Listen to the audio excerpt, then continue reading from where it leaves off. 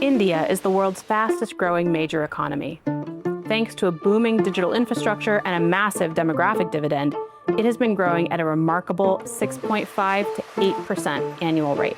However, just like other countries in Asia right now, India is also facing economic disruption thanks to the fallout from the closure of the Strait of Hormuz.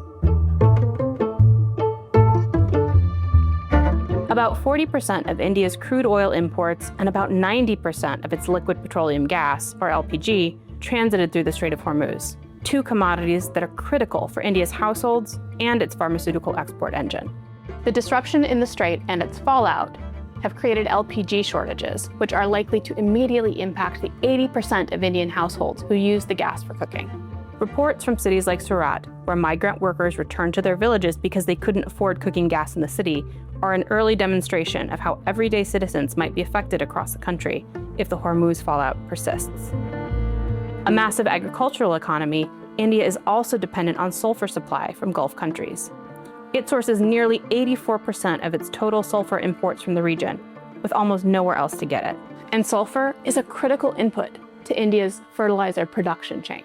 Rising fertilizer costs, combined with the forecasted weak monsoon, meaning less rainfall from June to September, are likely to compound food security risks significantly. If you think about fertilizer, 50% of India's fertilizer flows through the Strait of Hormuz. If you think about LPG, which is a big part of the cooking fuel that Indian consumers use, 80 to 85% of India's LPG flows through the Strait of Hormuz. So India's consumers are very much feeling the pressure of the Hormuz impact on food and agriculture in India. With almost half of India's workforce employed in agriculture, even a moderate contraction could disproportionately impact the country, driving unemployment and adversely impacting India's domestic consumption and GDP growth. And then we have the pharmaceutical industry.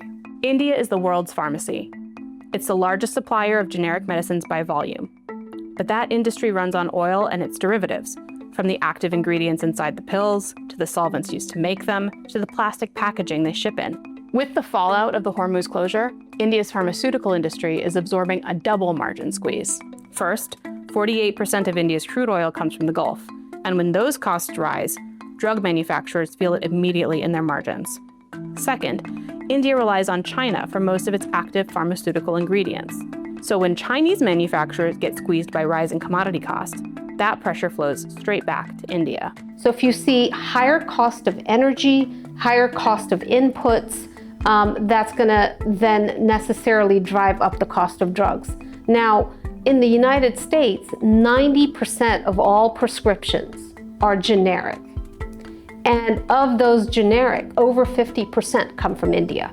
So you can see that immediately the higher prices and the scarcity of inputs that is impacting India is going to have a direct impact on generic drug prescriptions here in the United States. Costs will go up. But it's not only the United States. It's also all over the world, including countries where there is very little margin for increased cost absorption. The IMF hasn't changed its growth projection for India. It's still 6.5%. But once you look past that headline number, the story is more complicated. Inflation is rising. India's Consumer Price Index, which tracks the costs of everyday goods from food to fuel, is projected to climb from 2.1% in 2025 to around 4.7 or 4.8% this year. Rising unemployment and household debts are adding pressure from below. Despite this situation, the Indian government still has tools to respond: subsidies, price controls, rationing in specific categories. But the fiscal cost of those interventions has already begun to accrue through the excise duty cuts and petrochemical tariff removals. TAG's geopolitics experts partnered with our data scientists to build a proprietary AI simulation that models how key actors in India navigated an extended crisis at the Strait of Hormuz. What we found is that India navigated extremely well, but that the longer the crisis continued, the more difficult things got. In the short term, it has succeeded in cushioning the shock and in protecting Indian consumers. The longer that this crisis goes on, the harder it is for the government to continue at the same rate. Diplomatically, India's response to the Strait of Hormuz crisis has shown the benefit of the country's multi-alignment strategy to rapidly diversify supply chains. Indian Prime Minister Narendra Modi's engagement with foreign leaders, including his visit to the UAE, his four-country European tour, and his meeting with Venezuelan leader Delcy Rodriguez in New Delhi, underscore a desire to both secure short-term supplies to address India's dependencies on imports transiting Hormuz, as well as establishing long-term linkages to limit this dependency in the future. However, India still needs to navigate a structural tension point: its dependence for several imports from China and Russia, and its relationship with the United States.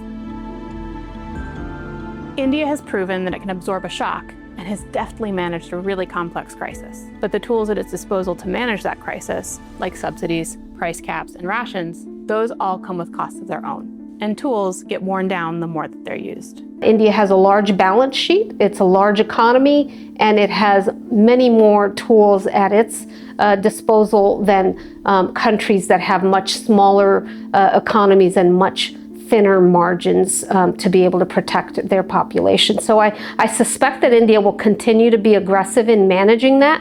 The longer it goes on, though, of course, the higher the price will be for the government, for the economy writ large, and for the overall budget that the country is trying to manage. This video is part of the No Safe Harbor series by the Asia Group, a report on the consequences of the volatility at the Strait of Hormuz for economies in Asia.